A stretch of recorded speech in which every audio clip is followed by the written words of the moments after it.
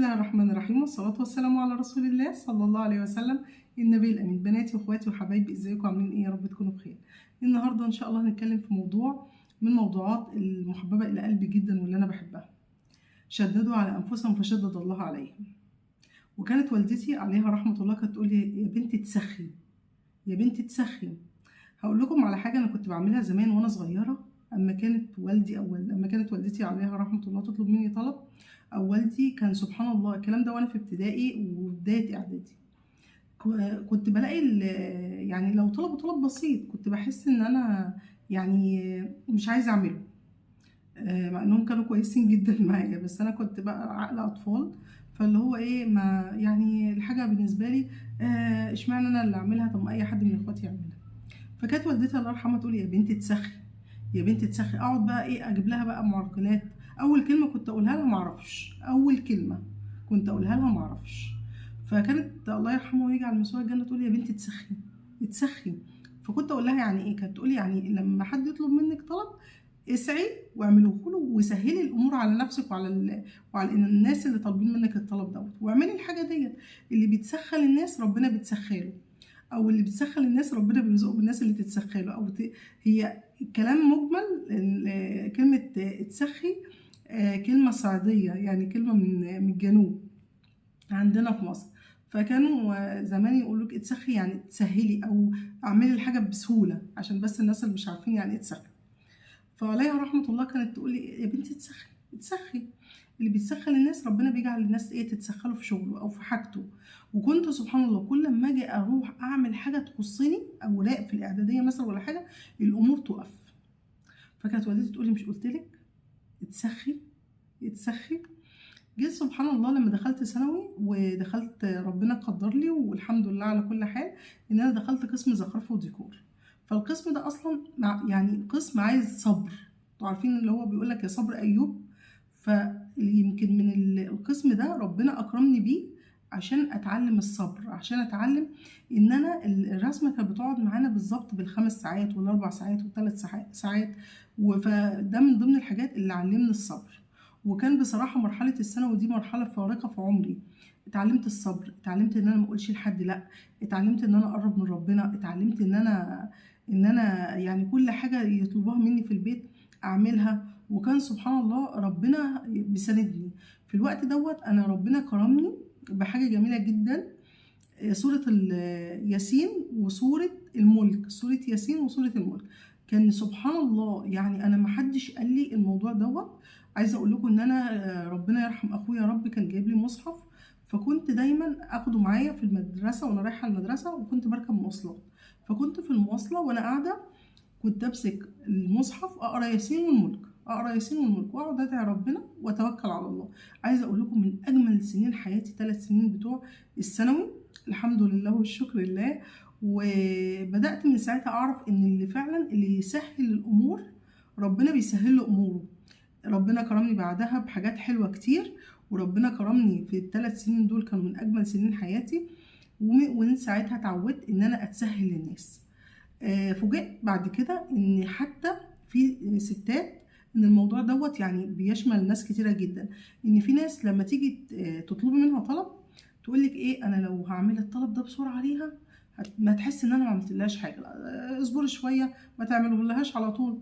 اقول لها: يا بنتي ازاي؟ ده ربنا كريم. يعني انا خلاص اخدت قناعه والدتي، تسخي ويسري الامور وبسطي الامور وقولي على الامور سهله، وربنا هيسهل الامور، وربنا بيسر الامور للانسان اللي بيسر الامور. فكنت ابص على البني ادمين اللي بيصعبوا الامور كده، وهو فعلا ابص الاقي ربنا بيصعب لهم حياتهم. فعلا فعلا ربنا بيصعب لهم حياتهم.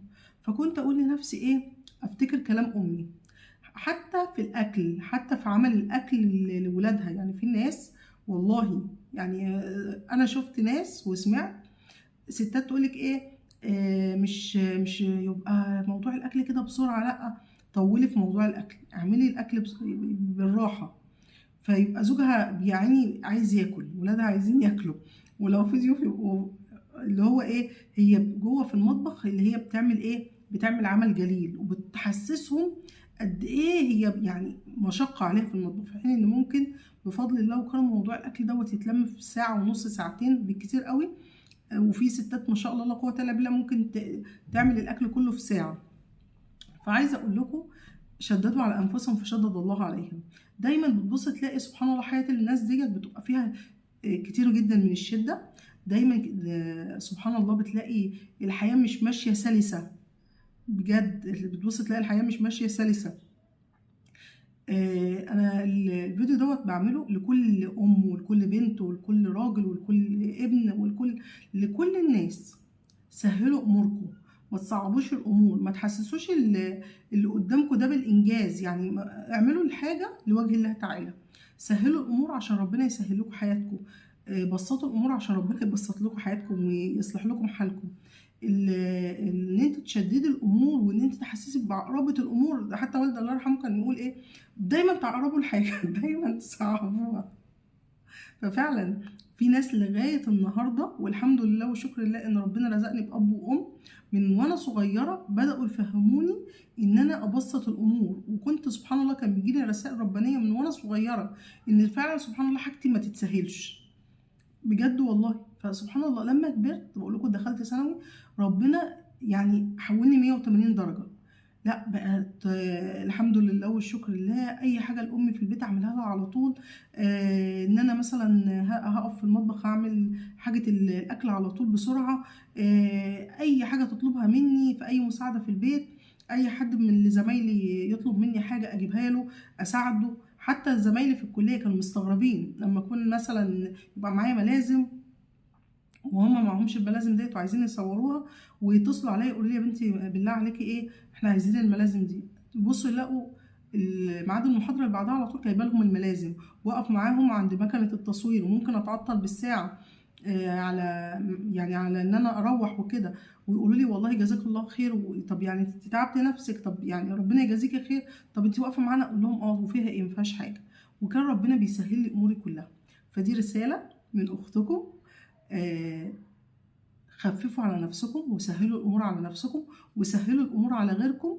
ولكل ام في البيت حتى لما تعملي اي حاجه لولادك او لزوجك او لاهل بيتك سهلي الامور ما تصعبيش الامور. والله العظيم هتلاقي الامور كلها سهله، هتلاقي حياتك كلها سهله. ابتسموا في وش بعض. وبقول لكل زوج يراعي ربنا في زوجته، يتقي ربنا فيها. زوجتك عليها يعني كل ست في البيت سواء بتشتغل او قاعده في البيت صدقوني والله خدمه البيوت دي مش سهله. راعوا ربنا في نسائكم، اتقوا ربنا. الرساله موجهه للست وللراجل. الست تتقي ربنا في زوجها وفي اكله وفي شربه وتعمل الحاجه وهي يعني مخلصه النيه لله. والله اعرف ستات ما شاء الله لا قوه الا بالله تقول لك ايه انا قبل ما اعمل اي اكل بقول اللهم احتسب اللهم احتسب اللهم احتسب الاجر. انا بعمل الاكل ده يا رب عشان خاطر رضاك انت، وبتعمله بكل همه وكل نشاط وكل سرعه. وكمان يعني ايه تبص تلاقي ربنا هديلها زوجها. يعني وفي ستات سبحان الله ربنا الهادي يا رب لازم تحسس الانسان ان هي بالانجاز. انا يعني انا عملت الاكل النهارده. فسبحان الله سهلوا الامور، بسطوا الامور، اتقوا الله في اللي حواليكم سواء ست او راجل او ولد او بنت. يا رب الفيديو النهارده يكون عجبكم. ما تنسوش تعملوا لايك وسبسكرايب ودعوة حلوة.